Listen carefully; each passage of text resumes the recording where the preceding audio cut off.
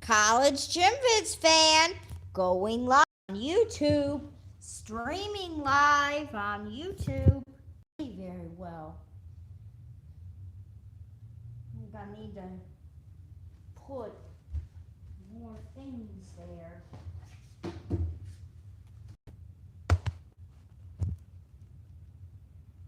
Oh.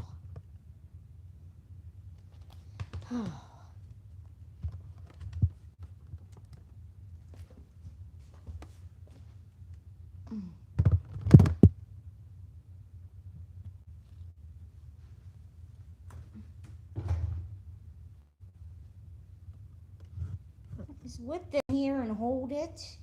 Jeez. I can't seem to get it so you can see the goddamn TV.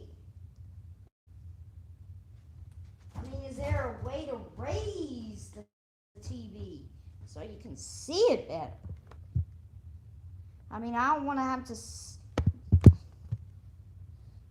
I mean, I tried everything. I tried my video game console. Nothing works.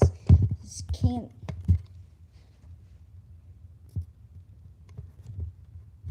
Oh well, did you really need to see the TV? Well, I don't understand why they make it this way. If you can't see the goddamn TV, you know? I mean, this just pisses me off. I mean, I tried putting stuff in there to raise it, and nothing. God is so bad. God is so bad. Oh, so bad to us.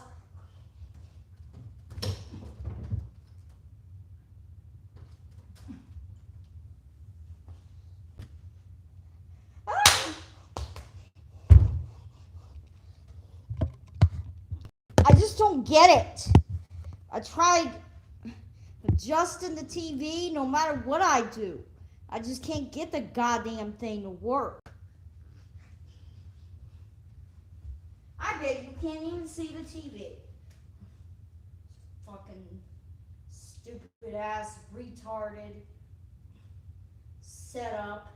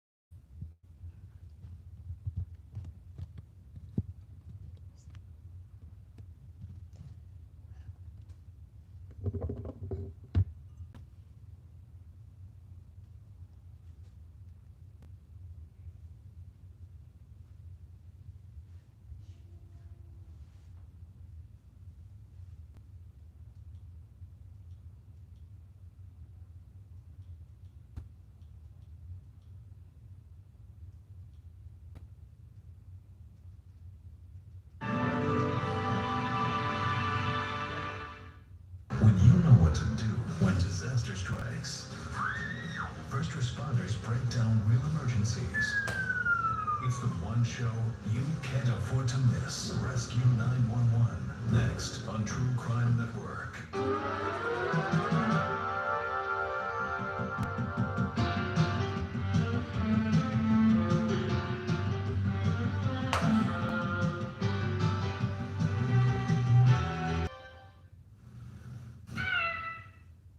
First responders jump into action. Rescue 911. Next. This is 911. Do you have an emergency? To today on Rescue 911. No laughing matter. A clown walks the tightrope between life and death. There was no movement, no breathing, no pulse. We may even be too late. You do just everything you possibly can. Plus, injured, stranded, and separated from their father. You wish that you're Superman. Sometimes you could just fly around there. One team twin fights to save the other. There is no rescue helicopter. It hasn't been for 12 years. On Rescue 911.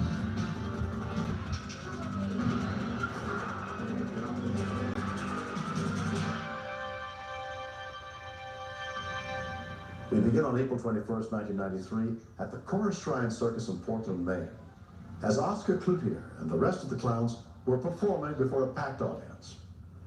The Shrine of Clowns are a fun group of grown men, believe it or not. We're not professionals, we're businessmen. Could be lawyers, doctors. We raise money, that goes to the Shrine House. That's what supports it. Tim, our clown Doodles, became a close friend. Tim is a happy, jovial person. Everybody he came in contact with, he has that unique method of making them laugh. We did a skit. The skit was called Dr. Acupuncture.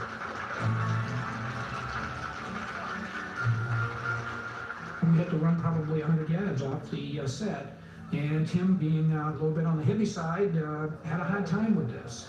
Tim weighs somewhere in the vicinity of 375 to 400 pounds. And as we got off the stage, he was panting. Oscar's friend, Tim Gary, had been a Chorus Shrine clown for 18 years. We had a very successful act that day, so we were kind of joking around, fooling around, and Tim said to me he didn't feel well. Take some medicine, you know, some people. Sometimes you can be joking around, so you're not sure whether he was joking or not. Wait a minute. And then he was coughing and choking, and I felt so inadequate. Hey, let's get the table out. Fuzzy, one of our clowns who was there, said to me very clearly, you know, he has no pulse. We need help. Yeah, Jack, get some help. When we continue. I looked around and saw all these long faces. It was heartbreaking to see them with their fake tears no longer fake. The bank took forever for the bank. Access. Services spot. With so many school shootings happen. Just moments after the Chorus Shrine clowns finished their first routine, 15-year-old Tim Gary collapsed backstage and his heart stopped beating. Someone alerted Pat McFarland, who was trained in CPR, and he ran to see what he could do. Obviously, Timmy was in trouble. There was no breathing. His color wasn't good. His eyes were rolled up. When I first touched him and put my hands on his chest, I knew he was dead. There was nothing there. It was like touching a table. What had happened? Dale Glidden, another Shriner with CPR training, came over to help. When I first observed him, there was no movement, no breathing, no pulse. And so I was really quite concerned that we may even be too late. 5, 6. Patricia Bittler, a registered nurse, also happened to be volunteering at the circus that day. Tim was a very large man, and because of that factor, it was difficult. You had to really strain to pull his head back in order to have an adequate airway. 6, 7, 8, 9, 10, 11, 12. His jaw was locked up and starting to close. Never mind his mouth. Use his nose. Use his nose. There wasn't anything on my mind except Timmy. It was like, it's the last thing you can do for this guy. And it's really important that you do just everything you possibly can. Breathe. Keep breathing, Timmy, keep breathing. While he was being compressed, I just kept telling him, Timmy, this is Pat. Don't you give up on me. Don't you quit. And I think the very next thing that happened, I felt him come back to life. You got a pulse? Keep breathing, Timmy, keep breathing. Come on, guy. Come on. He blinked his eyes a couple of times, and I remember somebody telling me I've established a pulse. And then someone again said, no, we've lost it. Within minutes, a City of Portland Advanced Life Support Unit was on the scene, led by paramedic Lieutenant Dan Brown. When we arrived on the scene, we immediately evaluated and confirmed that indeed he was in cardiac arrest. This is a very serious condition. But good CPR was being performed by two bystanders.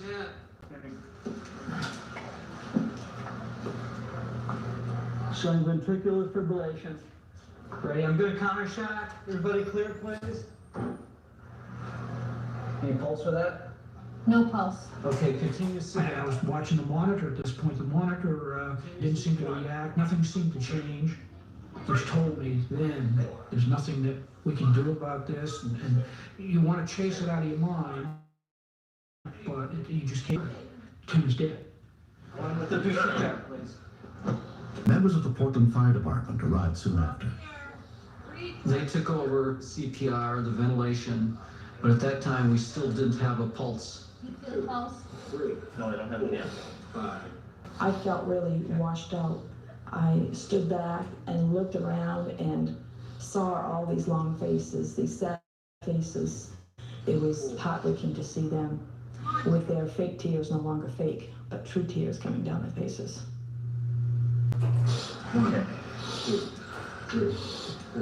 To my surprise, after about a minute or two, one of the firemen said to me, "Dan, I think we have a pulse." Come on, Johnny. It looked to me like on the monitor that they were getting a heartbeat. And it was erratic, but it was there. And it was slow, but it was there. Ventilations. Okay, let's go. Pull it in. Safety. Tim was taken to Mercy Hospital, where tests revealed that he had severe blockage in his coronary arteries. He underwent a triple bypass operation and was hospitalized for a month.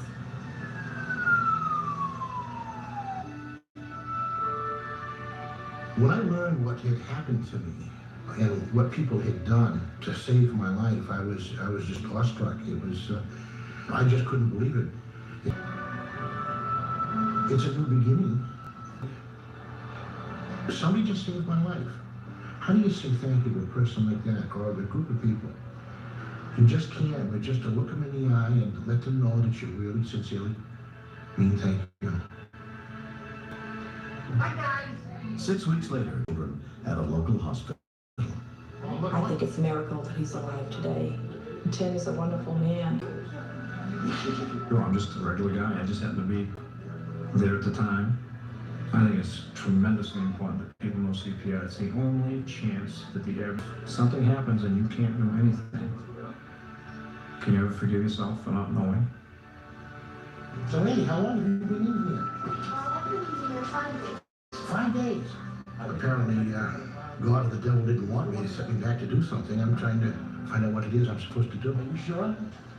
But until I find out, I'm going to enjoy every day. Hopefully they'll allow me to stay in the clown unit until the day I die. You're getting busy?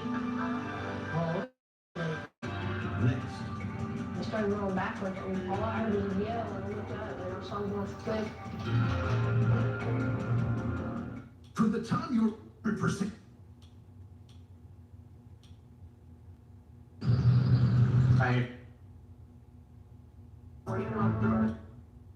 Canadian River. For a vacation, Jerry Mayhew had taken his twin sons into the hills outside Amarillo, Texas, to ride the dirt bikes he had given them for Christmas.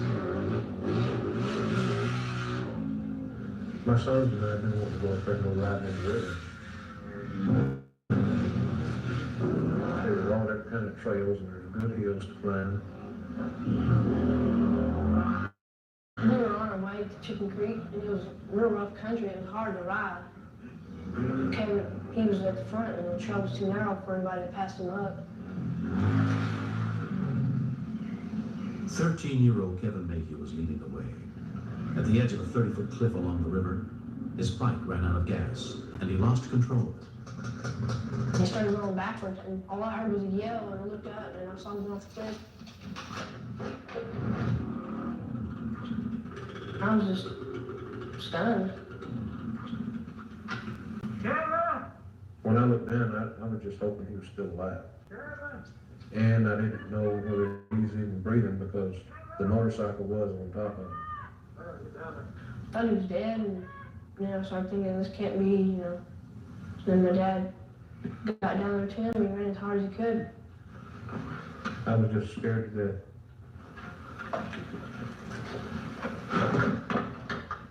Kevin?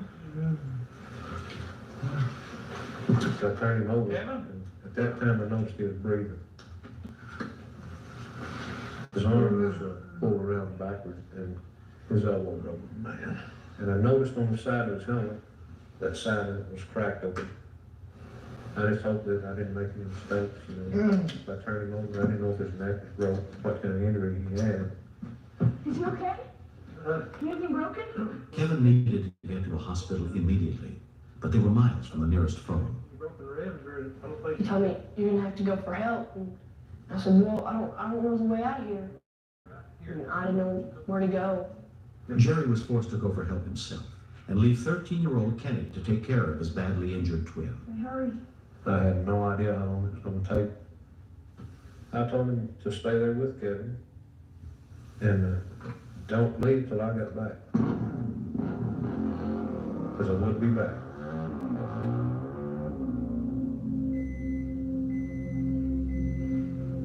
His elbow was real blue. Some part of his bones stuck to the side of his skin, and he wouldn't talk to me. He wouldn't answer anything I'd say. I was thinking, what if he stops breathing? I didn't know what I could do.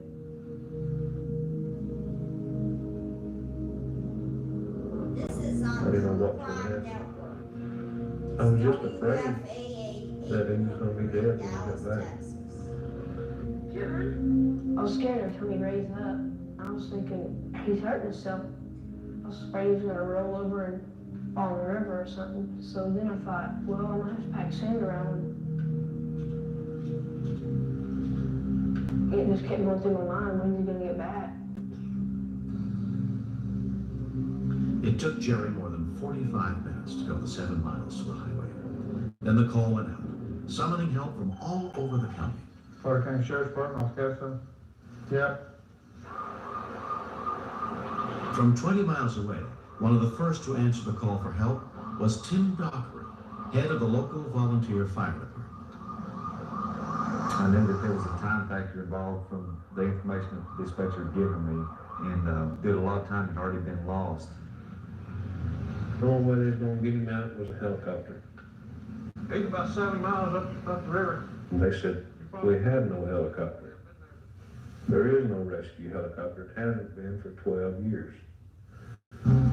After 4 miles of increasingly rough roads, the rescue workers reached a point where it was just too rugged and narrow for cars to proceed. The father had led us back to where we could not drive any farther with four-wheel vehicles. You could see the fear on his face. He knew that his son was hurt and hurt bad, and he needed, help back there as soon as we could. Every precious second counts. Only one person could ride the 3 miles in with Jerry. The rest would have to walk.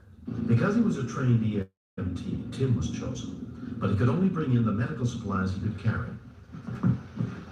I felt really relieved. I felt, my dad's here. I didn't waste my time at all talking or nothing. He just started working on Kevin. His abdomen was getting distended and very rigid. And I knew right then and there I had internal injuries. And that's when I knew we had some serious trouble. Got to get the rest of my gear in here. If you've got internal injuries and possible back injuries, one wrong move by any one of us could have paralyzed him or even fatally wounded him. We could not carry him out. Kenny had packed him in sand to keep him from rolling off in water. So the best thing I could do was just leave him there. The boy needed a trauma surgeon is what he needed. To get Kevin out safely, they had to find a helicopter. But Tim's hand radio was not powerful enough to reach anyone. Let me speak to someone in charge, please. As rescue workers began to converge on the scene, county emergency coordinators tried to locate a helicopter to get the boy out. It had already been 2 hours. Come on, get that girl here. It's a sick feeling, it really is, to see this boy laying there and not being able to do more for him. This boy was going to die if we did not get him out. You wish that you're Superman sometimes, you could just fly him out of there, but you can't do it. There's just no way. Deputy Jerry Brinkley had to climb to the nearest high ground, where the reception was better, to be able to relay ongoing reports of the boy's vital signs to the hospital. I-21, I-20, copy. Hey, 21, go ahead. He was a big shouting match. Respiration, 28 shallow. Respirations, 28. For a long time, it's the only communications we had.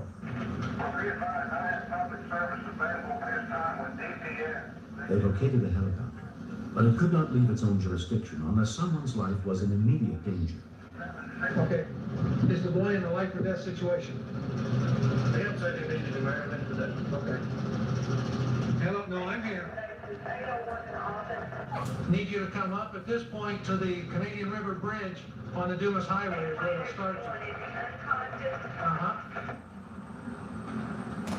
When the paramedics got to the scene, Kevin's condition seemed to be deteriorating. They put him on an IV. There was not much else anyone could do but wait for the helicopter to arrive from 90 miles away. I felt like I was just waiting to the limit, and I had to wait a whole lot more, you know. And then the paramedic kept on saying, well, we gotta get him out here. He told me, he said, Dad, that just made me even more scared. You think about everything, and you don't really think about nothing. Just a congestion of memories going through your head all at one time. I knew what Kenny had felt like, sitting back there waiting for someone to show up. And all you could do was just sit and wait and listen to the river go by, and it was it. Kevin? Kevin! Kevin? It seemed like it took 3 days before the chopper ever got there. Then you could hear the chopper coming up over the hill.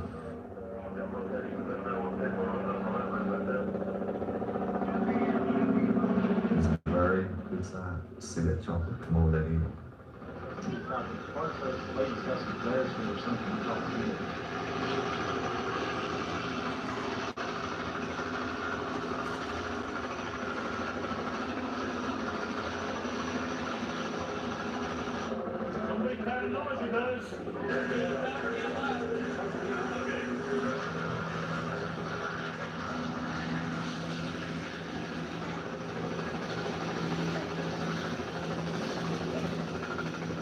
There was a sigh of relief, but yet there was still a feeling of what was really wrong with him, if he was going to be all right. The 13-year-old boy has a lot of life left in him.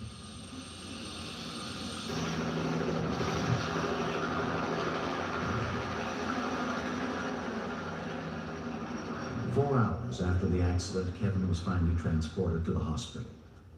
His kidney had been punctured, and he underwent surgery for a severely broken elbow. But trauma surgeon Dr. Charles Allison found no serious head or neck injury.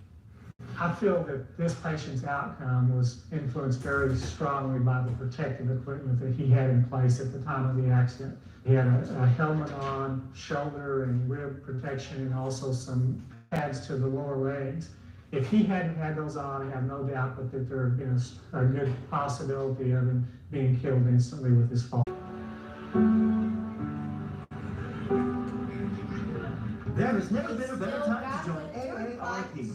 This special offer gives you exclusive access to hundreds of AARP discounts, programs, and services that will add real value to your life.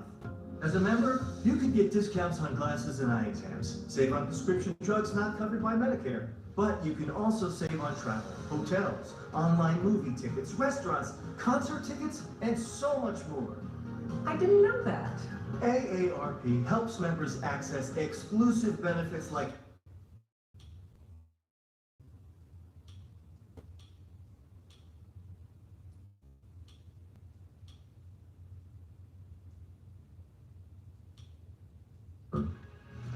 That changed. No. I think as parents you want to real bad. Forrest was at work when he received a call from the Sunset School. Forrest Shanks and his wife Susan.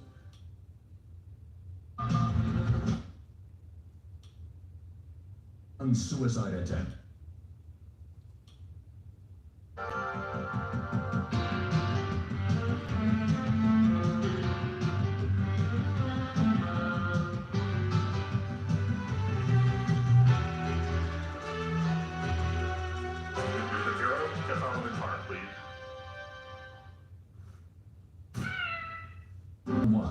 A self-destructive act. A son's suicide attempt. My son just shot himself with a 44 Magnum. And a father's rescue attempt. Okay, I want you to check for a pulse on his neck. Plus, when a woman's loyal companion collapses. There was no life. None. Operators prove there's no emergency too small. Took it to be just like I would if it were her calling in on a 3-month-old infant. On Rescue 911.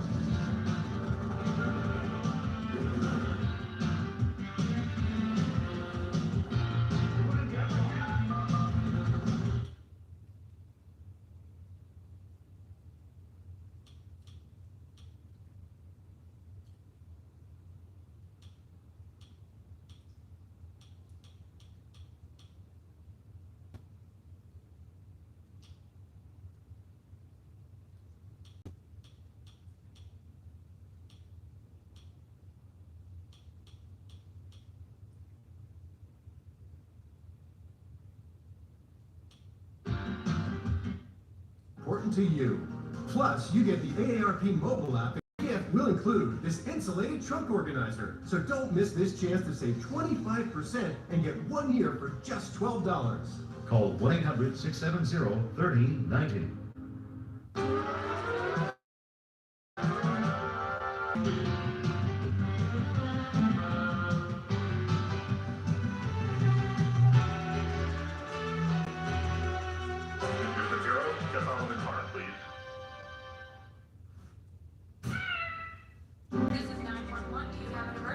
Today on Rescue 911, a self-destructive act. A son's suicide attempt. My son just shot himself with a 44 Magnum. And a father's rescue attempt. Okay, I want you to check for a pulse on his neck. Plus, when a woman's loyal companion collapses. There was no life.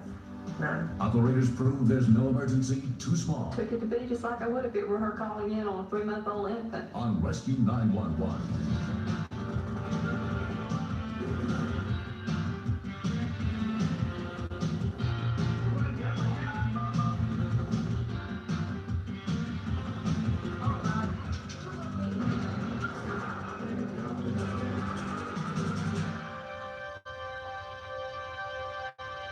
Forrest Shanks and his wife Susan had always tried to provide a good life for their 5 children. In the late 1980s, they moved to Hallandale, California, hoping their kids would get a better. Son Seth came crashing down on the afternoon of March 11th, 1993. I think that all teenage parent relationships are somewhat of a power struggle. They have to make their mistakes and they have to be able to make their choices. You can't protect them from that. And I think as parents you want to real bad. Forrest was at work when he received a call from his son Seth's school. Seth hadn't shown up that day, and someone had phoned in an excuse claiming to be Forrest. Put yourself downstairs. When I arrived home, I found out that his sister had also cut school. Sit right down. Shannon, get off the phone. I woke him up and he was not real coherent. And I wanted answers, and I expected to get answers What is wrong with rather rapidly. Besides the obvious. I didn't feel well. I don't know. Up until the 8th grade, Seth was an excellent student. He was an honors student when we moved here. That changed.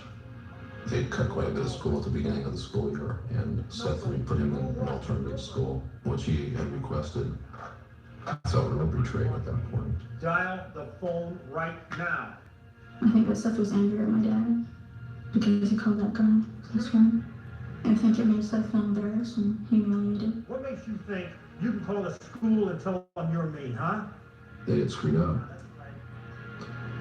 And they were both given spankings at that time as punishment, and then told to do their homework.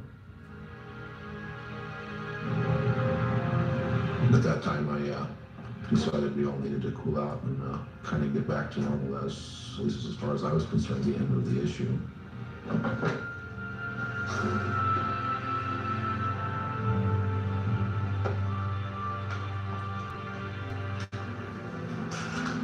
I ran down to the store to get a 6-pack of soda, and at this point I was feeling very frustrated. I'd been threatening.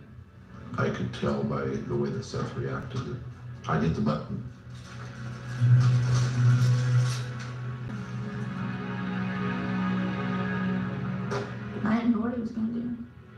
thought maybe he was gonna go after my dad because Seth doesn't really takes it on himself. He takes it on other people usually. I was calmed down and wanted to come talk to the kids a little bit. Kind of apologize and hopefully get an apology back and go about our business. Seth? Shanna?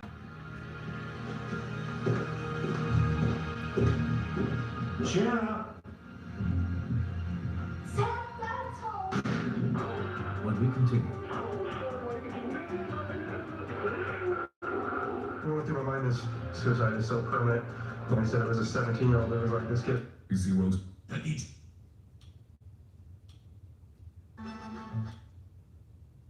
We knew. Hello, 911. True Crime Network, Justice.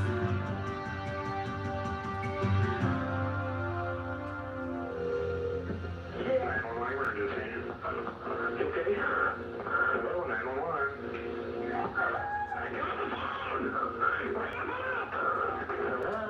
Still breathing. Please hurry. Seth was honest and he told me that it hurts. The call came in to San Bernardino County. Okay. Please, I'm holding. Just, he's having problems breathing. Okay. What I want you to do is I want you to try to sit him up a little bit, okay? Okay. What went through my mind is suicide is so permanent. When I said as a 17-year-old, it was like this kid hasn't even begun to live yet. We cover roughly 17,000 square miles of the county, so I knew somebody would be there extremely quick. If Seth's father wasn't gonna help, nobody else could. He's dead. What makes you think he's dead? He just quit breathing. Do you know how to do CPR? Yes, I do, sir. Okay, what I want you to do is I want you to lay him flat on his back right now. Okay. He's starting to breathe again. Okay, good. I want you to keep one hand underneath his neck and lift up just a little bit. That way he'll keep his airway open. Okay. He's quitting to breathe. Stop breathing again. Give him a minute and see if he starts up again. Let me know if he starts up again. He's not starting up. Okay, go ahead and give 4 quick puffs, okay?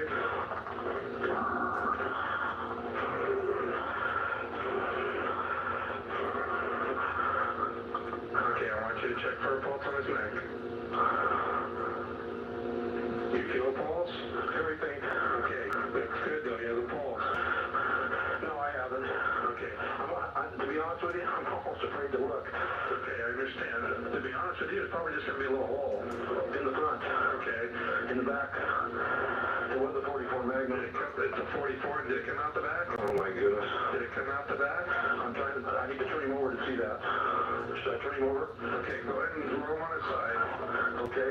Make it his left side. Roll him onto his left side. The same side that has the bullet wound. Okay. I'm shaking. I understand, but you're doing really well. You have to stay calm. You have to help me with this. Okay, go on the left side. Keep it breathing, sir. Okay, give him 4 quick puffs again.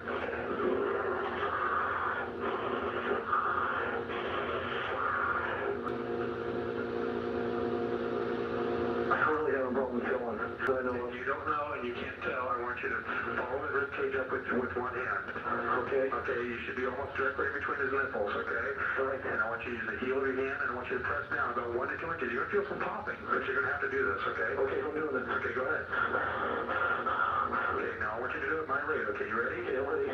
Push, push, push, push, push, push, push, push, push. Keep going at that rate, okay? Yeah. Keep going. Okay, he's not breathing on you. I know, but do this. You have to do this 15 times, okay? Okay.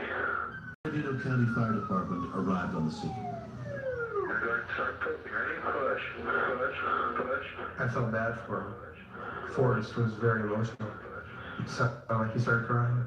And if there was any time he was going to break down, then was the time, because there was someone else there to take care of Seth at that point. Okay, go ahead. Those who responded was EMT Captain Mike Barber. On the bed, you don't get the right compression depths or the right compression rate because the bed springs move too much. It needs to be on a hard surface.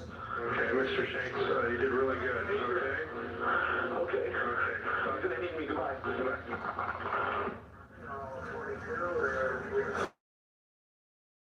1, 2, 3, 4, 5. Breath.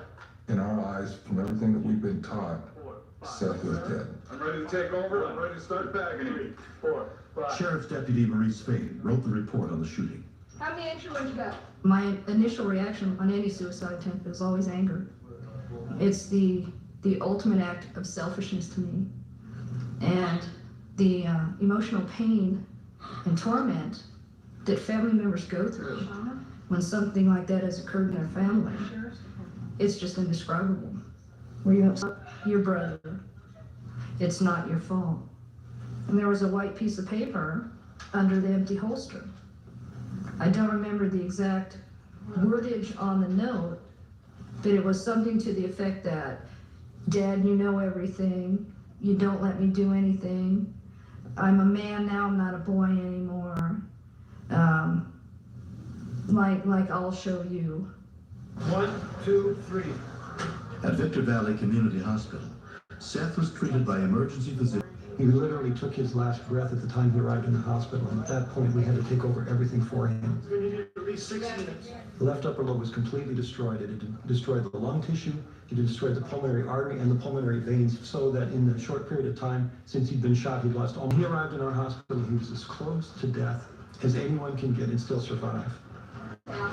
While Seth underwent 3 hours of surgery, his mother, Susan, joined her family at the hospital.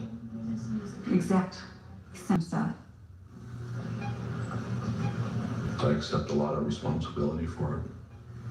I forgot the things that I had learned, or the things that I had gone through in my own life when I was that age. Thanks for using Locast.org, the nonprofit that makes local, over-the-air broadcast available to everyone. Just $5 each day. It's very difficult for either one of us to talk about. It wasn't something that I ever considered, but I got to find out that my children were afraid of me.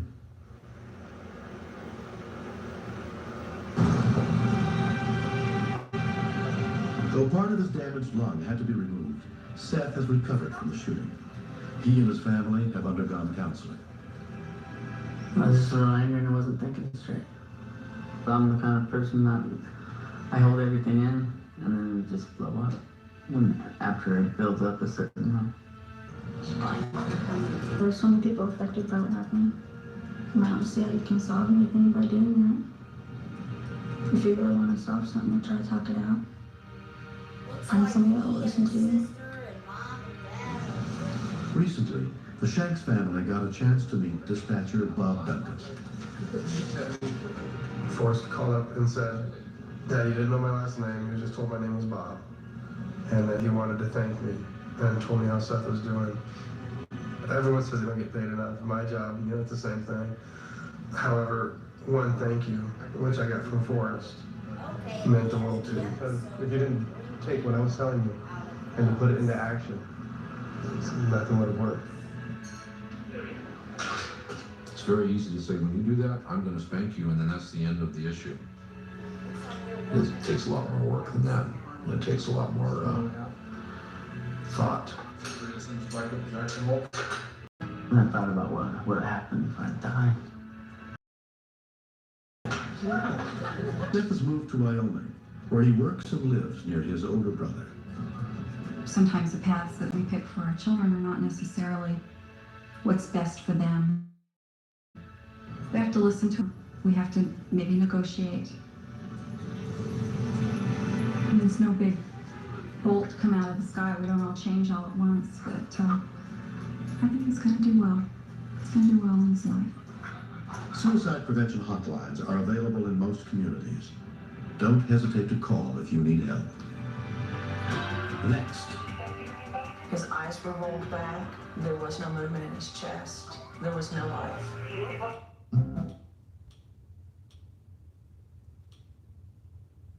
Mission Innovations.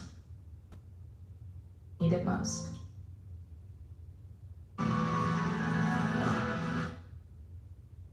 Afternoon of February 10th.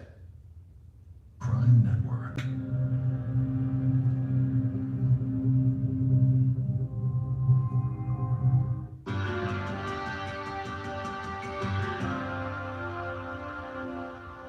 Texas. Denise Mitzel discovered that no emergency is too small to be deadly.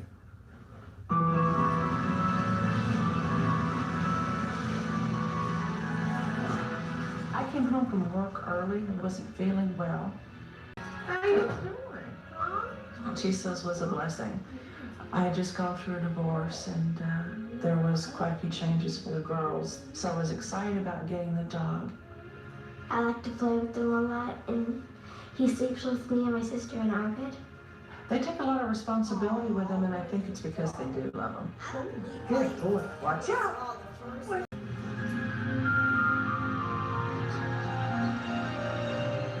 I didn't play with him very much. I kind of wanted to go get some medicine and just lay down. Jesus.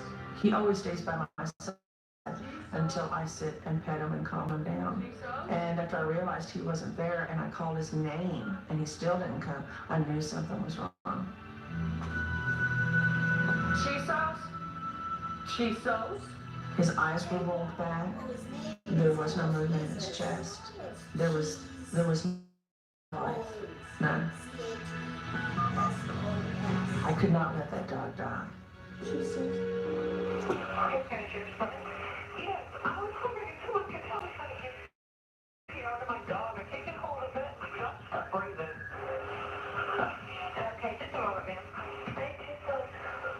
The call was passed to Hays County Sheriff's Dispatcher Debbie Noble, an EMT trainee. She had not been able to get a hold of a vet, so we began doing everything we could. I just took it to be just like I would if it were her calling in on a 3-month-old infant.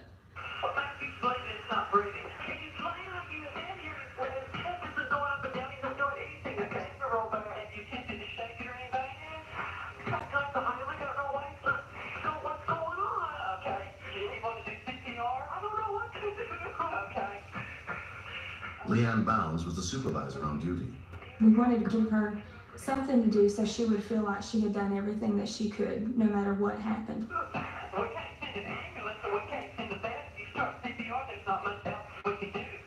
It was crossing my mind the entire time that the dog was already dead and we weren't going to be able to save it. But I felt very sorry for her and wanted to, to help her with what I could.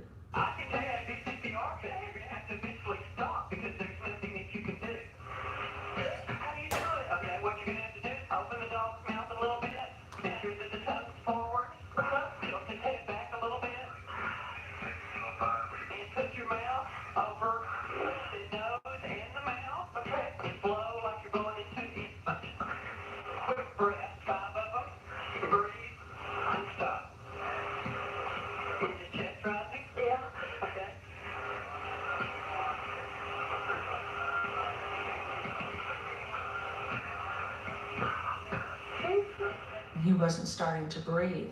So I started to doubt myself. Maybe I wasn't doing it completely right.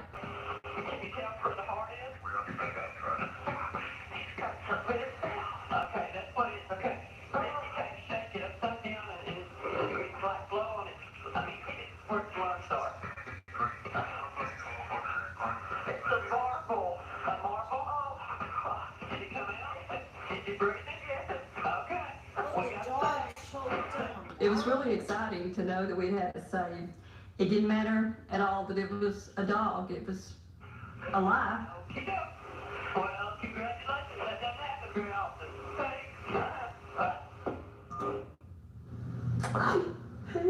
He laid there for a little bit, not quite sure what had happened to him. But it didn't take him too long, 5 or 6 minutes to get up and start walking around the house, but he still wasn't himself probably for the rest of the day.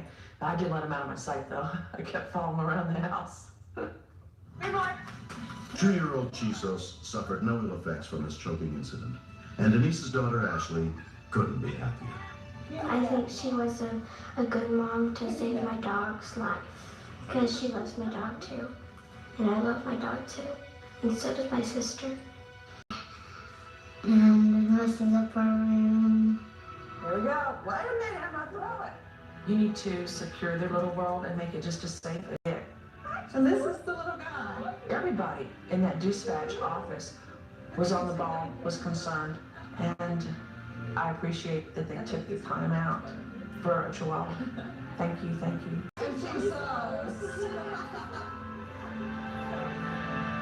From the time you were born, a gland in your brain produces growth hormone. It's what makes you stay Metri 7. What? And comfort us in times of need. I'm William Shatner. Join us again next week for more true stories on Rescue 911.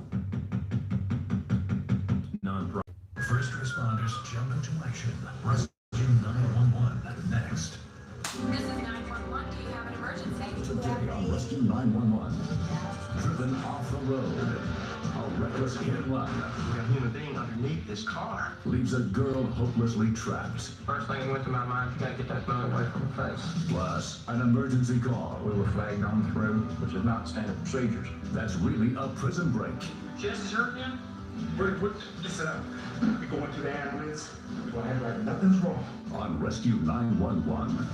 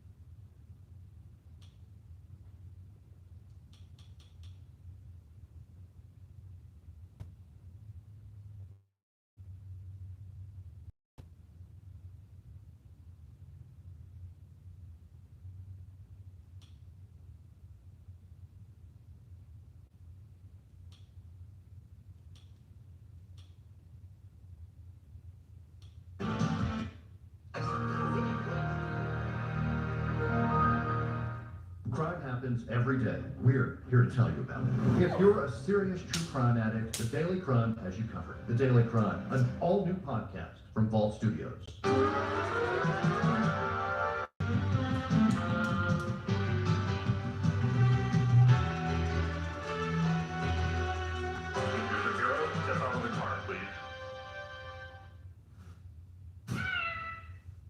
This is 911. Do you have an emergency? Today on Rescue 911. A rescue center for pets. Be there when animals need emergency treatment.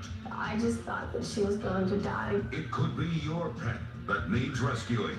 You just have to be ready for anything because you don't know what's going to come in. Then, when teenage girls crash on the highway, a Good Samaritan proves the next hero could be you on Rescue 911.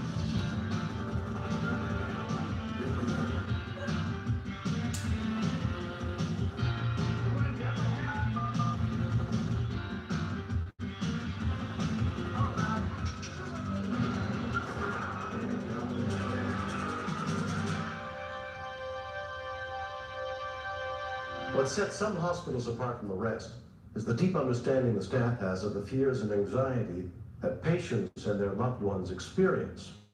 This story is not a recreation. It's a look inside a very special medical facility in New York City, where the best prescription for pain is a unique combination of skill and compassion. An injured patient arrives by taxi at the Animal Medical Center.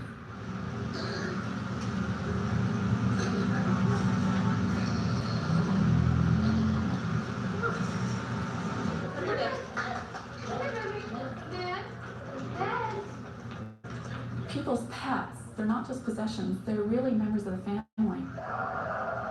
And when people call me on the telephone, they'll say, I'm Oscar's mother, or I'm Cuckoo's father.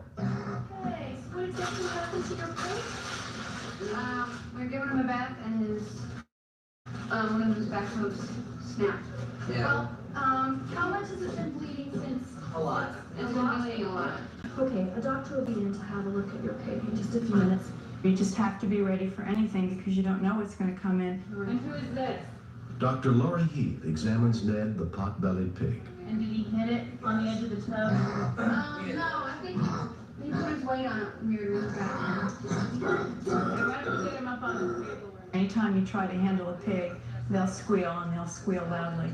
If you're going to do this on a regular basis, work with pigs, you really need to wear earplugs or your hearing can be affected. Calm down, boy. He had indeed ripped his whole nail off his claw.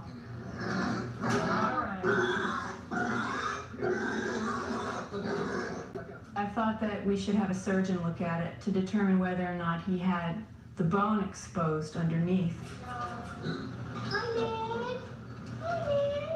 I tried to look at him on his level and on his terms.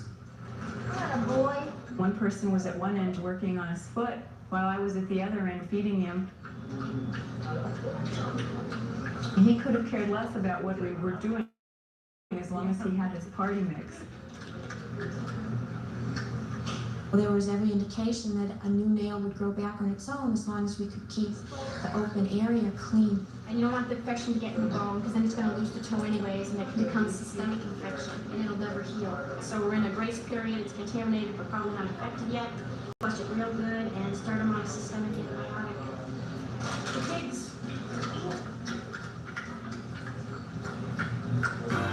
When we continue. We need to get him cooled down because he was over 106 degrees Fahrenheit.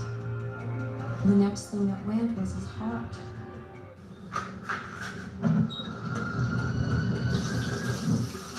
a member of American Home Shield, which means this faucet maybe freaks me out, but it's up. Come on. Don't address. Stretch. Good. She was fun. I got home at 5. Brought in.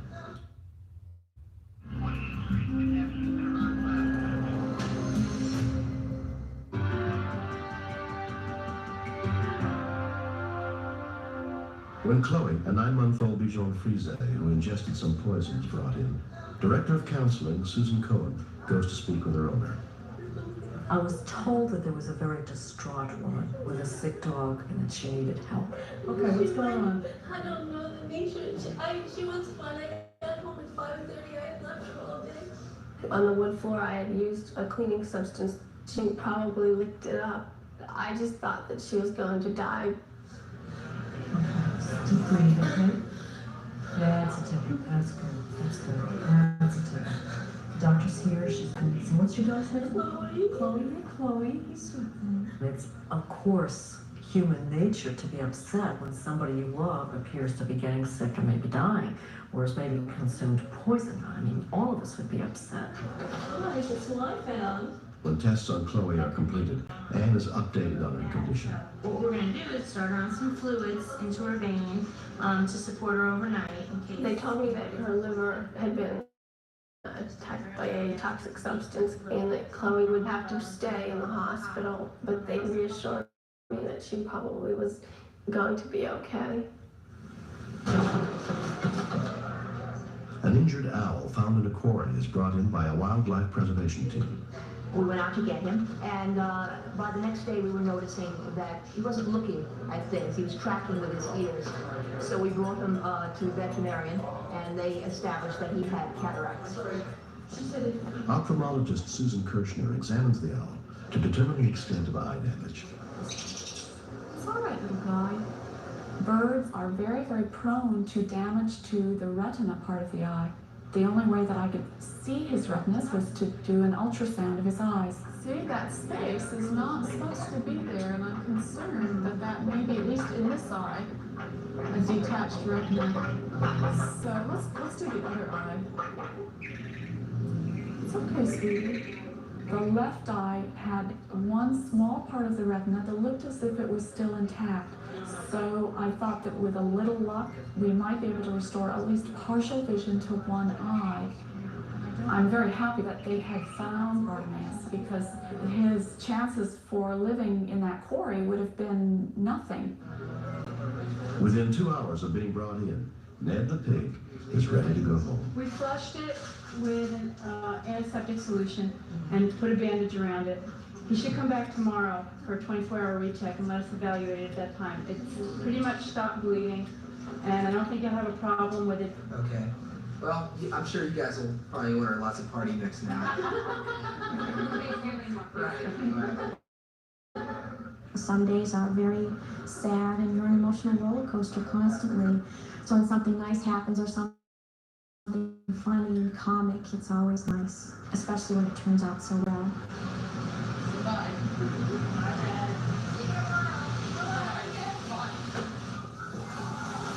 Arnold, a 5-year-old English bulldog, is rushed into the emergency room.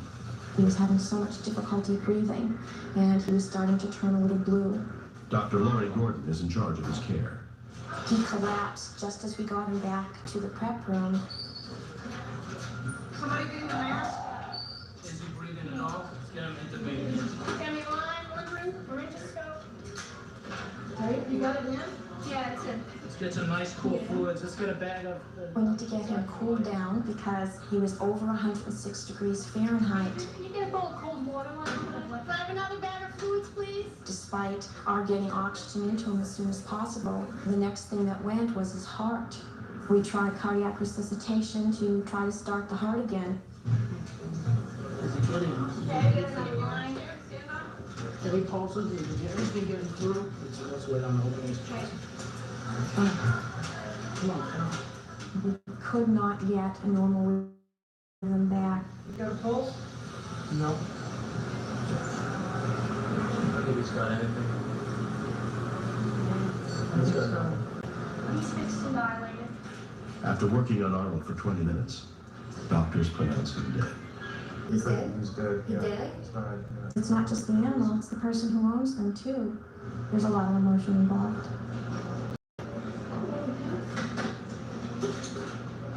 These are best friends. These are creatures who give love back unconditionally. They're always there to love you. He performs the delicate eye surgery on Bartimaeus the owl. This bird has had some trauma to the inside of the eye, but there are a lot more little rips and tears. Very different cataracts in texture, like curdled milk, and it makes it a little bit more difficult than it would be in another species. We were just going a small chance that we could give him a little bit of sight. Even if he is not able to see well enough to go completely free, I'm at least optimistic that he will see light and dark and will be able to see the sun, and we'll basically just follow him from here. He's hanging in there. He's a good, strong bird. To comfort her on the loss of her bulldog, Arnold. Yeah, I heard about Arnold, and I just called to see how you're doing. I was totally taken back. I didn't think It's nice to have somebody understand that it's really like a member of your family. I've had dogs over the years, and he was the sweetest dog I ever had. He was also the dumbest. And unless you have somebody you can talk to that's lost a pet, that loves a pet, people that don't have pets just think you're nuts. You miss Arnold? When she was a little tiny puppy, Arnold just fell in love. You care? Thanks for using Locast.org, the nonprofit that makes local, over-the-air broadcast available to everyone. Just $5 each month covers the cost of delivering your local broadcast channels. Please help Locast by becoming a member today. Arnold thought we had brought home a little wind-up toy for him to play with. And so Arnold just followed the dog around the house wherever he went. We were a little worried because Arnold was so big and clumsy. I thought he was going to step on her. So sometimes we would lock her up in the crate just to keep her safe. And Arnold would just lay on his belly outside the crate and look moon-faced at this dog. So Arnold was unique. No dog was ever like Arnold. He was just so sweet. After 2 days in the hospital, Chloe has recovered enough to be released. I did miss her dearly, so. Chloe,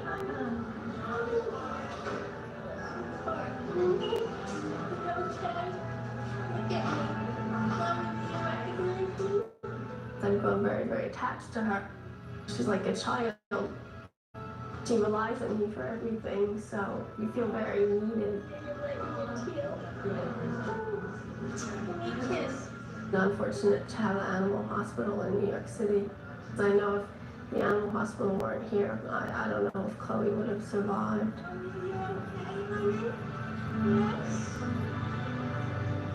6 days after Ned injured his foot, he's healed enough to once again enjoy the things he loves most.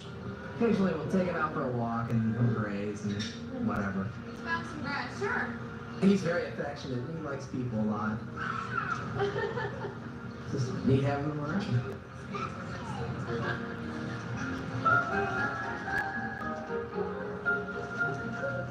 He's always getting in stuff, and always has to be on my lap if I'm sitting down. He's my baby. We have a very powerful response to animals. They're completely accepting of us. They're never going to get up and read our diary to the whole 5th grade class. They're never going to make us stand in the corner because we flunked algebra. They're never going to take the car away because we put a $10 for every person who sat across from me and said, "This is the only person in my whole life who has ever really loved me just the way I am." Next. Jamie was a very careless driver. She drove much too fast. She never would wear her seatbelt. Coming up next on True Crime Network.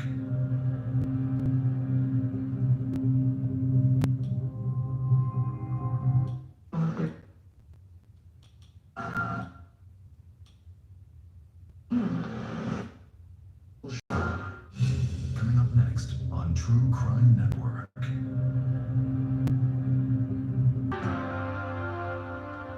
We begin on the afternoon of October 17th, 1991, in Stillwater, Oklahoma, as 17-year-old James Scavona and her best friend, Heather Walter, were heading home from a local shopping mall, along a route they had traveled many times before.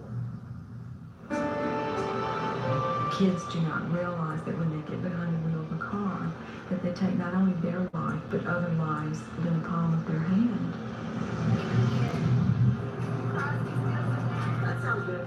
Jamie was a very careless driver. She drove much too fast. She never would wear her seatbelt. She was driving down I-35 and she was not paying attention to what she was doing.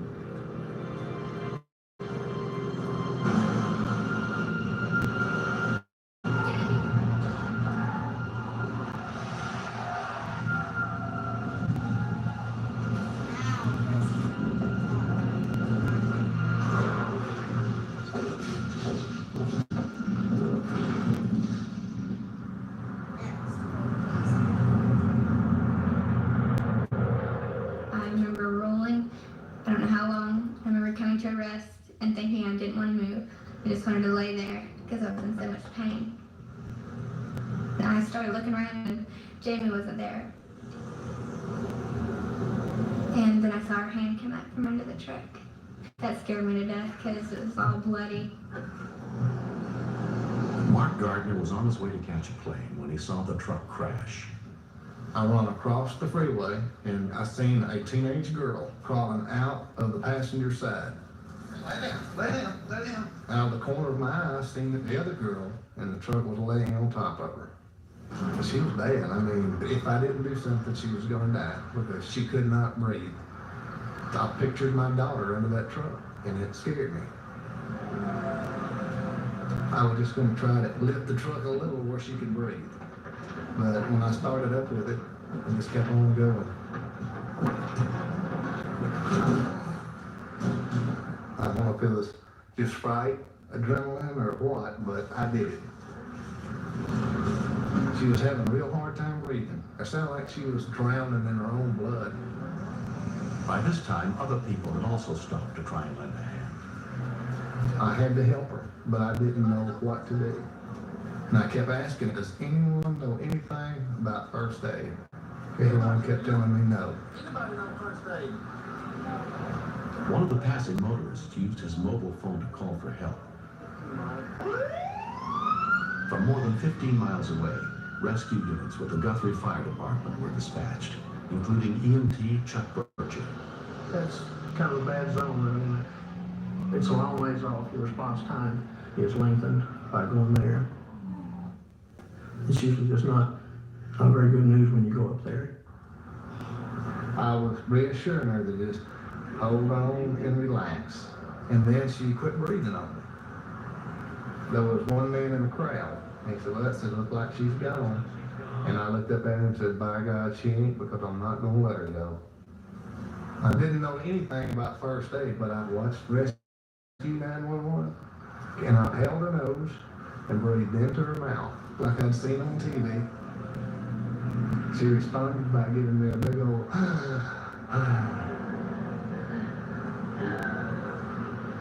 I didn't know if I shouldn't have to do it again, but I was relieved to know that she was breathing again. I could hear her and trying to breathe.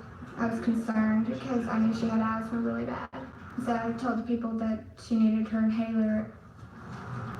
Some lady in the crowd had got her inhaler out, but I wasn't about to give her any inhaler because I don't know what the inhaler does. Within 8 minutes of the accident, an Oklahoma Highway Patrol trooper arrived on the scene. I asked the police officer, I said, can you talk to the ambulance? Ask them, can I give her some inhaler?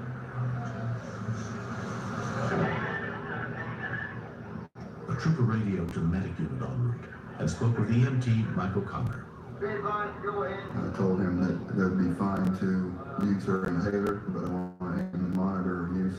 I don't want her using it excessively. It's a life-threatening situation. People have died because of asthma attacks. Jamie, can you hear me?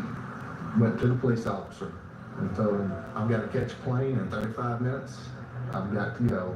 I left my address, phone number, and I was gone.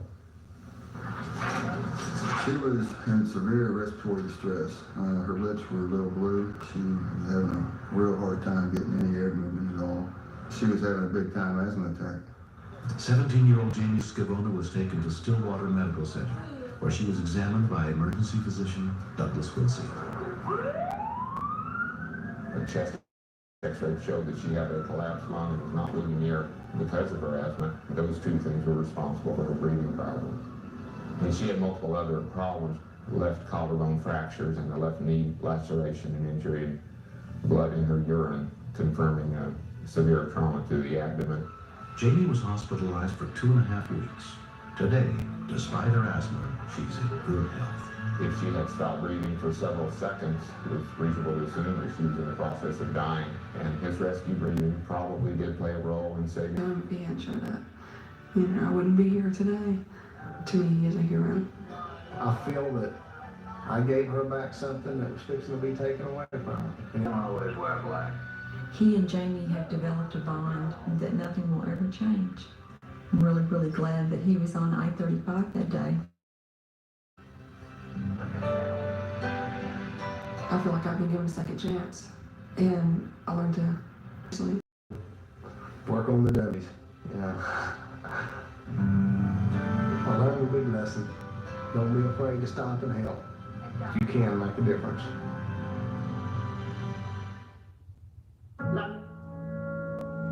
Have a good day. Hungry. Sis? And get sick. 3 months. Missing out on. You check? So what's up to? Not just an evidence, real. Authorities say he also raped a 13-year-old East Point girl. That's a cold case.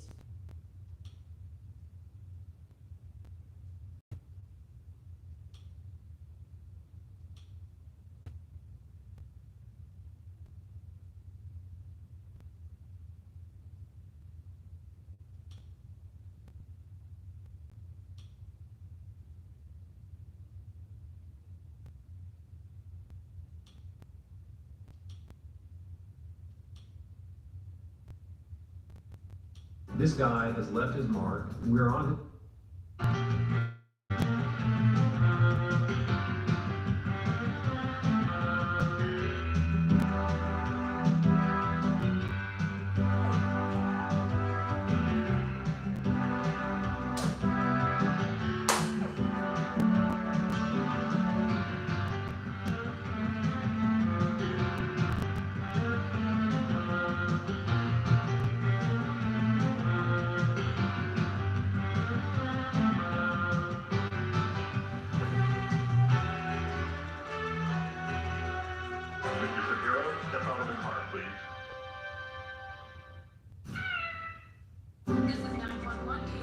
emergency. Today on Rescue 911, a doomed flight.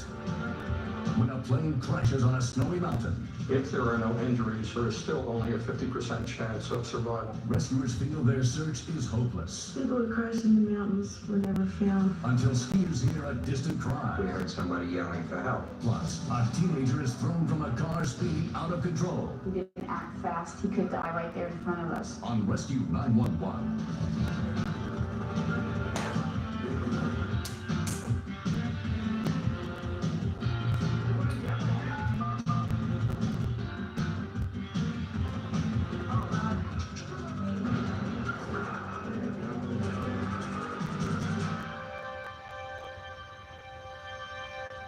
Is he breathing?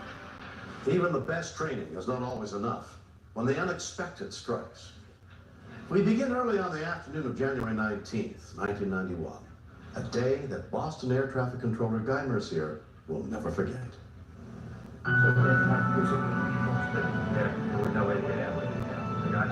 After you have or encounter an incident such as I encountered, it's kind of like almost a death in the family. No one really says anything to you because it's a professional environment, but everyone kind of feels bad and says, ooh, something must have happened.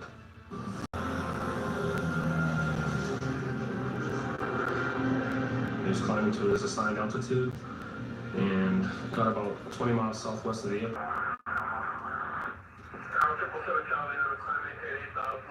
I am routing fire after Albany, advise when you're ready to talk.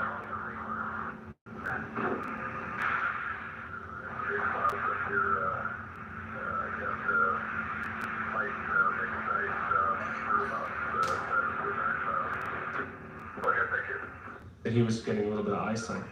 The problem when icing builds up on your wings is that when the plane starts slowing down, performance is not there, and if you don't get out of the icing, the pilot has to do a forced landing wherever he is.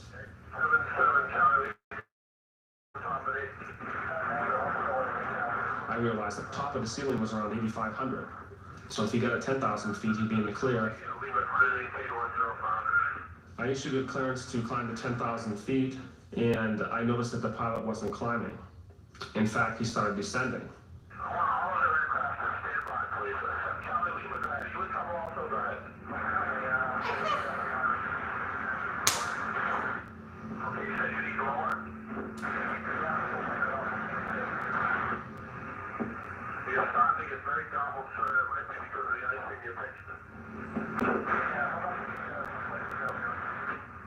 Would you like to turn around and go to Rutland? You comfortable with an LBA approach? He was flying over a small airport off of his left wing, and I asked him if he wanted to land there. And the pilot said yes. Okay, you got these assistants shooting that approach, so you go to look up in your chart. Do you have a chart? Conditions. Radar contact is lost. Radar contact is lost, and He had gone below coverage. are you receiving the localizer at all? What is your altitude now? Okay, sir. He is in trouble now. The mountains are around 5,500 feet in that area.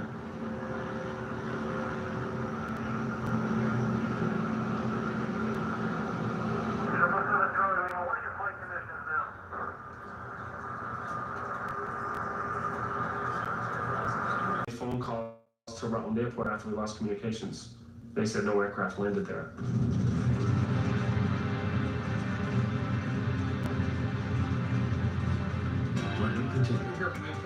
If an airframe is intact, if the weather is relatively mild, and if there are no injuries, there is still only a 50% chance of survival. Have a good day. Great. Sis? Word. And the cleanup over. We'll call Jared's wife Elizabeth in New Jersey to tell her what had happened. Hello, this is Elizabeth speaking. Can I help you? They said, well, Jerry encountered ice. We lost him on radar. And What? he went down the mountains. Oh my God. And then it dawned on me that there was a really big possibility that he wasn't coming back at all. As usual, the all-volunteer Civil Air Patrol was called in to help search for the missing plane. Colonel Robert Johnson was in charge. If an airframe is intact, if the weather is relatively mild, and if there are no injuries, there is still only a 50% chance of survival. Plot these for me, if you will. Let me know if they're 49. The impact of a crash or even a hard landing will activate the emergency locator transmitter. We can pick it up on our direction finding equipment both on the ground and from the air, but we weren't receiving the normal emergency locator transmitter sound from the down aircraft. The aircraft that has gone down looks about the size of a subcompact car, and below tree lines, rarely can you see anything. They said they had to stop the search because of the weather. And I just continued to wait and continued to wait, and he didn't return.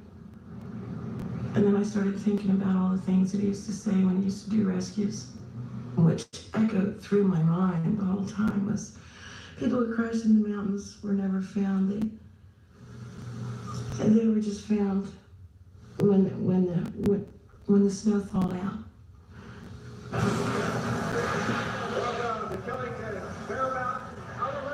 Around noon the next day, Scott Frunglish and Fred Mallett happened to be skiing the trails at Vermont's Killington Mountain. We were just getting our last runs. We were going to knock off at lunchtime. That's right. We decided to take the Juggernaut Trail, which was, looked like a very easy trail. We didn't want to get hurt or anything. Poor guy. Yelling a bit. Yeah, I just heard it. If we heard somebody yelling for help. Whoa! Oh! It was almost as if I was imagining myself hearing. That's how faint it was. But we did hear it. We couldn't tell where it was really coming from. We just knew it was coming from the right side of the trail. Whoa, where are you? And we decided to go in the woods. But before we went in, we set our skis down right where we entered. So it was a good marker. Yeah. We're getting closer! The snow was just about knee deep, and with ski boots on, it was very difficult. Hey, Al, we're almost there! See the two sets of skis sticking in the snow and tracks leading into the woods. And I just figured that some skiers had gone off trail and couldn't find their way back. All right, we're We were that close now we could hear, that he was in a plane crash and that, he wasn't alone. And that kind of got our adrenaline pumping. And, now we were freaking out, a little bit. It's like, wow, I can't believe this. See it? It's up in the tree. I see on top of the ridge. I could see the plane wing caught up in a big branch, and I could see all the trees were knocked down. They were all burned out. And I looked right below the tree, and I could see him standing there. You see me yet? He was just really glad to see us. I just remember that big smile he had. We're dead. He was hugging me, and I didn't want to hug him back. I didn't know if anything was broken on him. You guys been out overnight? He was covered with soot, he had all the black all over him. He looked like a mess, basically, but a happy mess. Come on, let's see. The other guy was sitting down, Burnt real bad. and he was so glad to see us, he was crying. Both of them had pretty serious burns and maybe some very severe frostbite. Thank you for finding us. I thought it was unbelievable that they survived the night before. It was a very cold night, and they were all burned up and busted up. They were lucky to be alive. We got ski patrol here, guys. Once I got to the top of the knoll, I could see the fuselage of the plane and the two passengers. And I then became very excited, saying, this is it. These are the two people that everyone's been looking for. Both passengers are alive. Considering they had fallen from the sky and spent the night in the woods, they were in excellent shape. My snowball was parked. I'll never forget that phone call. I was just so relieved and couldn't believe it that I just kind of fell to my knees and thank God. Jared and Mark were taken to Rutland Regional Medical Center, where they... Thanks for using Locast.org, the nonprofit that makes local, over-the-air broadcast available to everyone. Just $5. Davis, you were really on a mountain. You came off a mountain. And he says, I'm here. I'm here. Mark's frostbite was more serious, and his burns more severe. Mark's girlfriend, Teresa Mitchell, came to see him. I wouldn't have recognized him except he looked up at me and smiled. He still had the same smile. That wasn't you. We could never figure out why we lived at all. Shouldn't have. I've seen crashes where there was a lot less impact, where there was no fire, where a lot less things went wrong, and the people did not live. I decided to take the airplane straight in as slow as possible in anticipation of the crash. I attempted to go between trees and take the wings off the airplane to leave my fuel load behind me. One wing went off, the other one didn't. So when I smelled the gas, I said, oh my God, we're in deep trouble. There was nothing but smoke and flames and burning, and I could feel my skin shrivel. The right wing had bent backwards and blocked our exit from that side. We just filled the plane up with gas, and one right tank was right below us.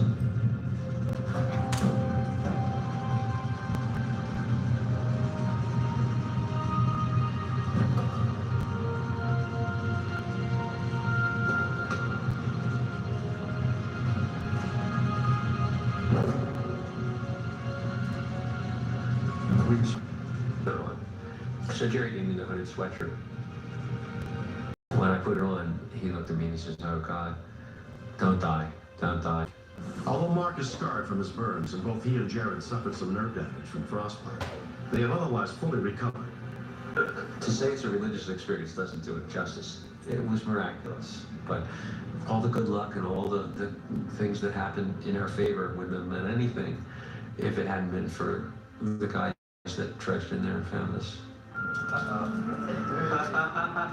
How do you say to somebody, you know, my whole life I owe to you now? There's just no real easy way to repay that.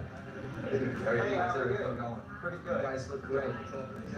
Teresa were subsequently married and are expecting their first child in December.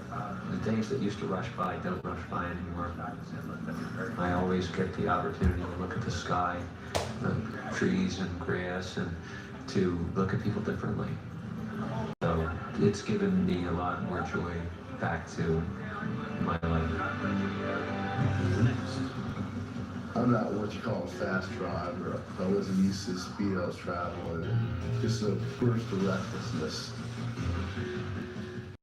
Now you arrest back tax. Network. On April 27th, 1989, Joy and Steve Paxton of Manassas, Virginia, were spending a quiet evening at home, expecting the return of their Thursday, April 27th, 1989, died on Chris's accident. First, the phone rang. The man asked for Dad. By the time he hung up, I knew something was very wrong. I thought it was his brother or his dad, anybody but you. It hit me hard, and what I had to do is turn to Joy and tell her that Chris was in a serious accident and looked like he was critically injured. And I did tell her that it must be bad because they were medevacing him. You've been in an accident? When he told me he'd been in a serious accident, we had to get him to the hospital in 45 minutes. He drove 85 miles an hour on Route 66. We didn't know if you were alive or if Ethan was okay. It was one of the worst 45 minutes of my life. God, please let you know. We love you so much. According to Ethan, Dave was driving one home. You know, they were yelling at us. We were like yelling at them. It wasn't anything, you know, big problem. We were starting to have a good time, and it was starting to get dark. Thinking something might happen with this evening. I'm not what you call a fast driver. I wasn't used to the speed I was traveling. Just a burst of recklessness.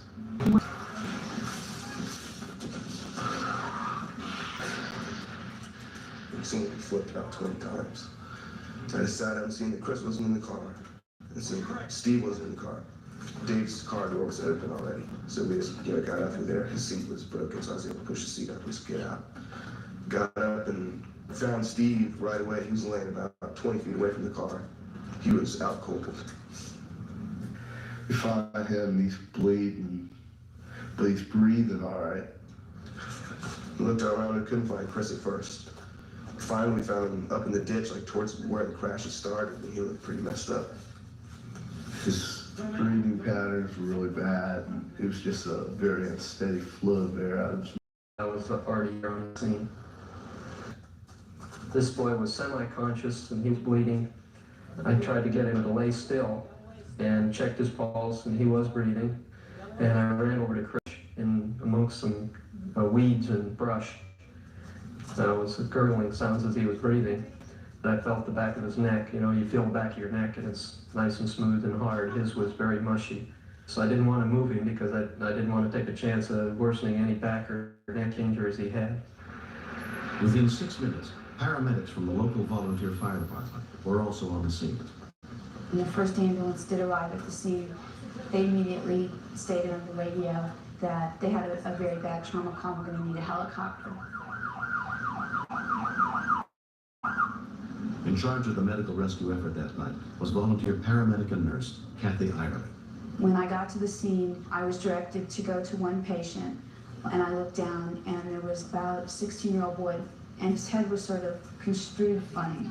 And it looked like at that time that possibly his neck was broken, and you could tell by listening to his lung sounds that he was going to have airway problems because you could hear fluid in his lungs, which usually means he's bleeding into his lungs.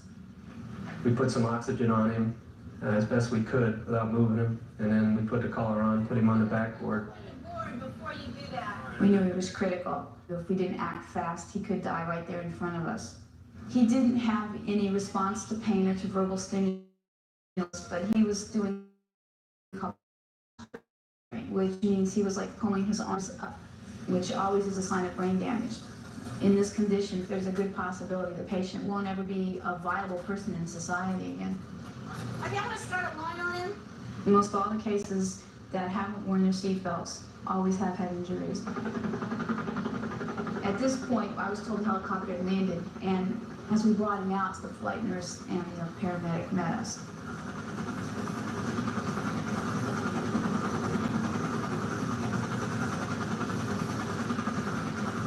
Somebody asked me once, if I had to rate Chris critical from 1 to 5, how would I have rated him when I loaded him into a helicopter? And I said, is 5 dead? He said, yeah. I said, I'd say he's about 4.5.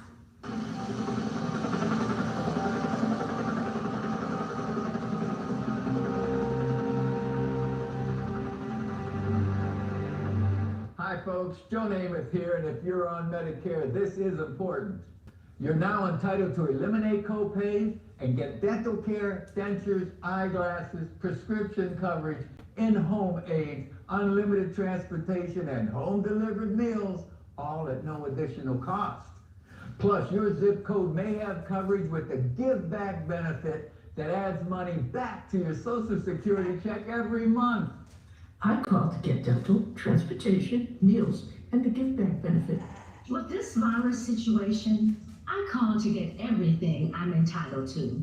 I couldn't believe I was missing out on so many benefits. With the uncertainty of the virus, you need to get everything. Medicare coverage helpline.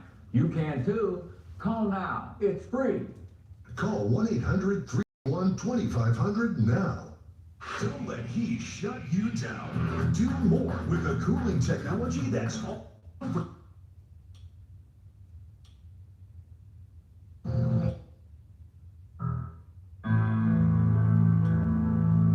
Oh, this is Cold Case Files. I think teen car crash continues on Saturday morning.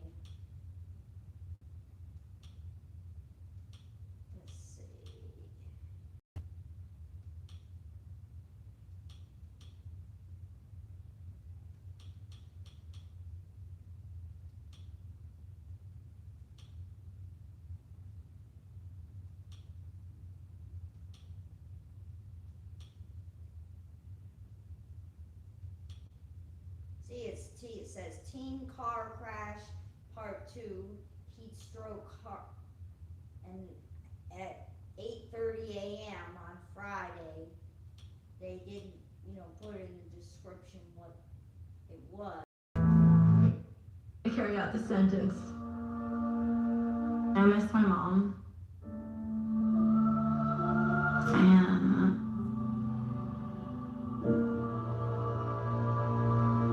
I think about her a lot. My mom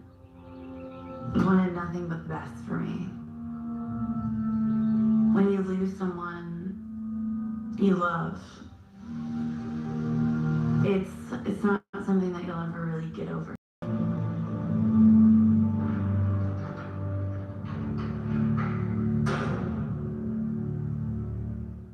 First responders jump into action. Rescue 911 next. This is 911. You have an emergency. Today on Rescue 911, a bedside vigil. A car crash leaves a teenage boy in a deep coma. When I pulled him out, his long metal tube was coming out of top of his brain. Now his mother is the key to his recovery. Plus, the temperature was easily over 100 degrees. A hiker collapses in the desert from heat stroke.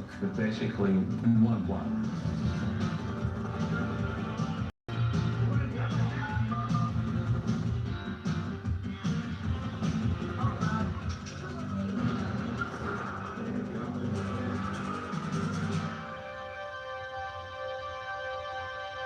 Sixteen-year-old Chris Paxton had been critically injured when he was thrown out the back window of a speeding car. His mother Joy kept a diary to help her get through the hours and days that followed. When we got to the hospital, they sent us to the shock trauma unit. Dad and I were so scared. The doctor came out and told us that he was critically hurt, that he's got a serious head injury and he's damaged his shoulder severely, that it was more or less The doctor said before I got up to leave, he said, I have to get back now. He said, like. When we continue. My greatest fear was losing someone that's close to me, because I've already lost somebody a couple of times in my life.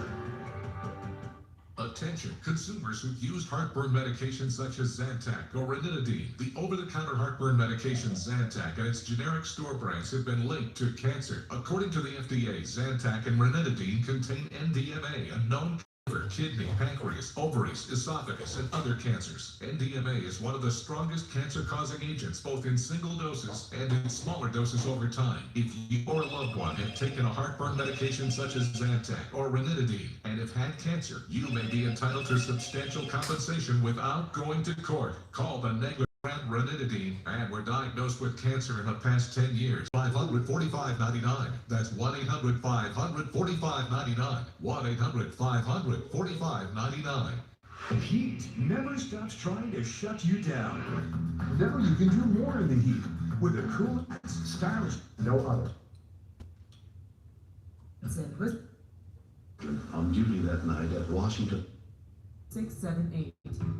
Please help bring Brenda home.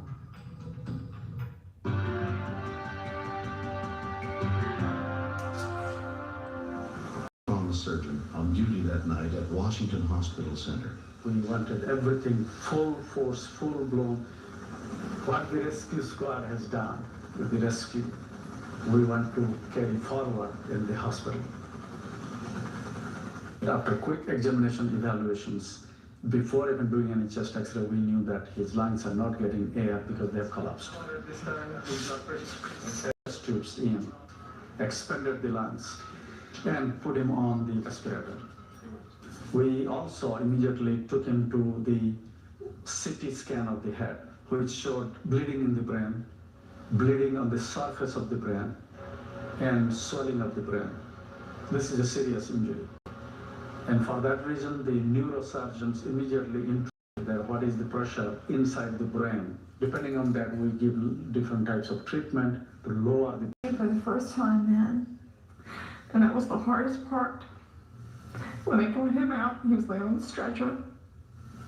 He was hooked to all these wires. They shaved the top of his head. He had beautiful blonde hair. And it's long everywhere. And when they realized that, he was feet first, and I reached for his hand. And when I grabbed his hand, he squeezed it. And I said, look, I said, he's not gonna die, he knows I'm here, he's holding my hand. Chris was transferred to ICU, deep in a coma. 3 a.m. We just saw you again. You look so helpless. I knew you were getting the best possible care. Dad is going to the lounge to sleep. I will try. My greatest fear was losing someone that's close to me, because I've already lost somebody a couple of times in my life. And 3 p.m. You are still in critical condition. I'm so tired. Dad is going to stay tonight. I need to go home to get some sleep. 1 hour is not enough. 11 a.m. I'm back to see you. You have no spinal injury. They took the collar off. God, what great news. Tuesday, 2:30, May 2nd, 1989. They took your head pin out this morning. They are no longer concerned about your brain swelling. God, Chris, you just have to get better. I look at your picture and all your things. Escape magazine came in yesterday. Oh, I wish you could read it. It's so hard to sit here and not cry. They have to really have a lot of patience and to put up with us. And it will not happen like next day he's going to wake up and just jump around, hi mom. He's not going to do that. Day by day, slowly, going to show the improvement. May 4th, 1 p.m., Thursday. Well, it's been a week now. You are so much better than you were today. Things don't seem so good. Progress is so slow. I just went down to get lunch. Not real good. I've lost 6 pounds, lost my appetite. It's 4 p.m. now, Chris. A doctor finally gave me some good news. You're out of there? I know every time I went to the hospital and saw him, it's all I could do to go in a room. It's just something that's hard for. It's a terrible thing. May 14th, Sunday. It's Mother's Day. You were really light in your coma. The nurse said you opened your eyes and turned them toward her. Then for us, you were so active. You kept moving your left leg and making the cutest facial moves. When a doctor came in, he said you were coming out of the coma. All your signs point to you coming out. I know you could hear us. He was in the coma for around 40 days. He started coming out of it after about 32 days. We'd showed pictures of the family, and he would kind of open his eyes and look like, I know who those people are. I remember the very first time the therapist asked him how he was feeling, he spelled out the word S-H-T-Y. We all knew what he was trying to spell. But I said, Chris is back. I said, he's going to be fine if he can spell out that word. There were he told me a couple times he didn't want to live anymore. I was an Omni kid when I was in the hospital too. I loved to swing. I was quite mean. I mean, I was mad at the world. This wasn't fair that this happened to me. So I was gonna get even. I didn't know how, but I was just gonna get even. I was gonna hurt everybody I could. You have to tell him that it can't get any worse. It's got to get better. And we'd take things one step at a time. We'd work things out. And we told him he would come through this and the family would come through it. We just have to work on it. They say I'll come back, I believe, 98%. And that's good enough for me.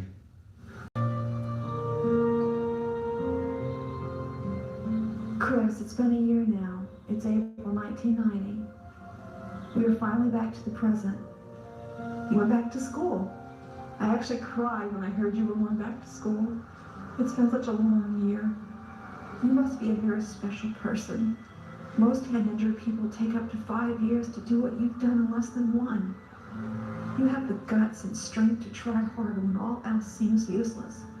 You have gone farther than most people would have ever gone. You have never given up. Because of this, you have beaten this injury. I love you very much, Chris.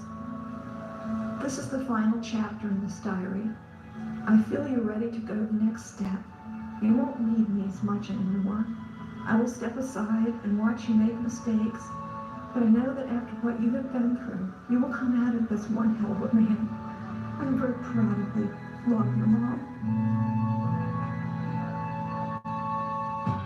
Next. I tried to talk to her, and there was absolutely nothing. Couldn't believe. We're planning.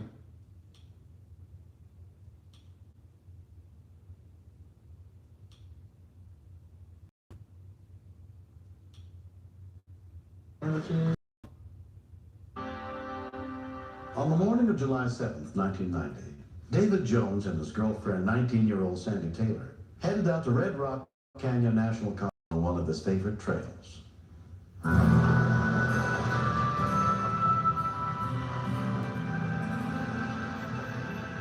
Red Rock, because it's very isolated, it tends to be romantic.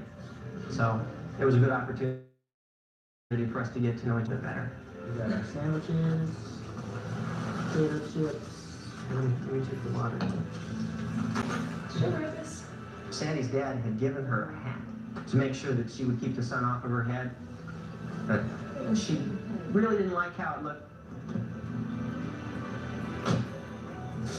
Okay.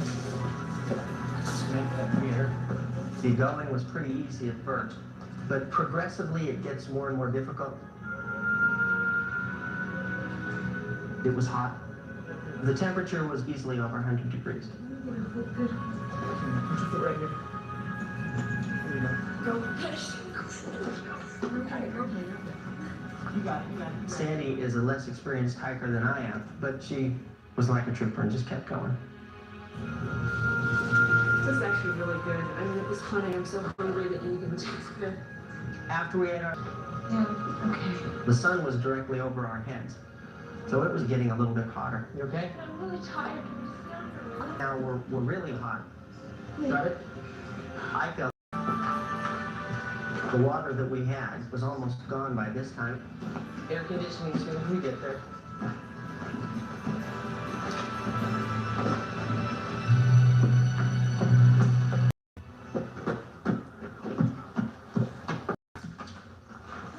Are you okay? When I got to her, she was incoherent, and her face was very, very red. I had no idea what was going on with her. Here, come on, let's get up. Come on. Come on. I tried to encourage her to get up. Let's go. We're almost to the car. But she just lay there. Come on. Come on. Come on. Come on. We had not seen another person in our whole hike the whole day. I didn't know whether I should leave her and go get some help. I didn't know which way to turn. I don't know. We had almost turned back ourselves because it was just too much. We were just hiking and she was complaining about how hot it was. She was red and puffy. Yeah. When I touched her, she was scary hot. So we got her to some shade. Sandy? Sandy? Why don't you get some water? Sandy, we're gonna give you some water. It's help. Be careful. But the longer, the more frightened we became. She's throwing up. She wasn't coming out of it. We decided this was pretty bad. Just dump it on her. We kept the water on her neck and over her chest area and over her head. What we should do? Let's wrap something around her head, okay? So that would hold the water to her. She's still not coming out of it. Okay. Several miles down the road, Sandy, okay? we decided to go get help. Don't worry, everything will be okay. It'll be fine. I tried to talk to her, and there was absolutely nothing. Over and over, why don't we just stop? Why don't we just rest for a while? All of this could have been avoided, but I just kept pushing. Apparent that this woman was suffering from heat stroke. She was basically burning up inside. Her body was extremely overheated and had lost its ability to regulate its temperature. Copy. It's a condition where they might die in just a very few minutes before your eyes. A Flight for Life helicopter arrived within 20 more minutes. Flight nurse Chris Adams immediately took charge at the scene. You okay? All right, you're okay, Sandy. Now, here she is. She's coming right now, Sandy. What's going on? What do we got? Her condition was very serious. We were... Considering that they'd been cooling her aggressively for at least half an hour. Her temperature was very high, 104.5. Blood pressure 90 over 50. You literally are just kind of cooking the tissues in your different organs. Sandy, it's all right. This isn't gonna work. I mean, let's I needed to cool her down as quickly as possible. put these under her arms, okay? Put that under her arms. I applied ice packs and I started the IV line to help rehydrate her. But I've never seen a heat stroke victim that's lost consciousness survive, particularly one with as high a temperature as she had. Let's go. You're right, Sandy. Sandy is just a beautiful person. She's fun to be around. She really is a great companion. Being without her would be horrible. 19-year-old Sandy Taylor arrived at We immediately applied cool compresses over her entire body and had fans blowing on her because evaporation is the most efficient means to cool these patients. However, her condition did not really improve. I felt that this woman could easily die or have permanent brain damage. came to the hospital as soon as they were notified. When I saw her, my heart just sank. Her eyes were wide open, but we would talk to her and there was nothing there. Child, all the things that you ever wanted for her, you see the possibility of that being snuffed out. I could never imagine not having you there with us. Sandy, we're all deeply to give her a blessing. And the next morning, her mother greeted me and said, David, she's out of the coma. And it looks like she's going to be okay.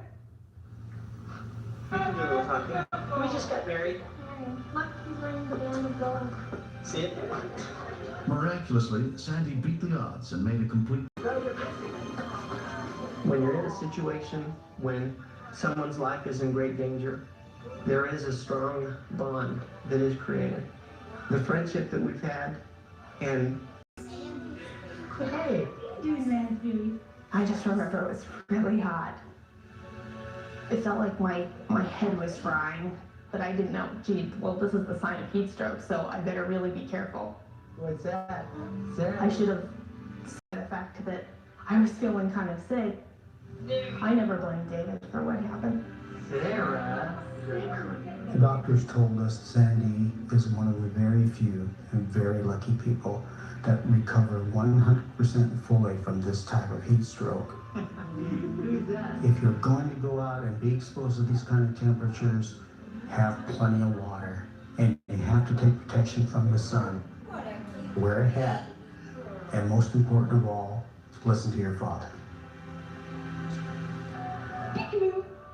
I look at Sarah sometimes and I think that if David hadn't been there for me or if those hikers hadn't been there, if one person had been missing in the whole rescue loop, then she wouldn't be here at all. I never would have gone off that mountain without any of those. I'm very grateful for all of them because I owe everything I have to them.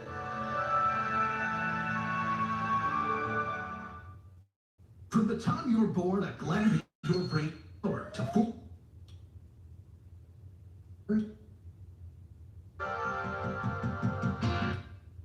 With the nearest doctor miles away. Plus, when a father is choking his son with Down syndrome, rushes to help. I switched 3 times. 1, 2, 3. On Rescue 911. I'm gonna continue uploading Rescue 911 videos tomorrow. For more Rescue 911 videos, smash the subscribe button and smash the like button if you like this video.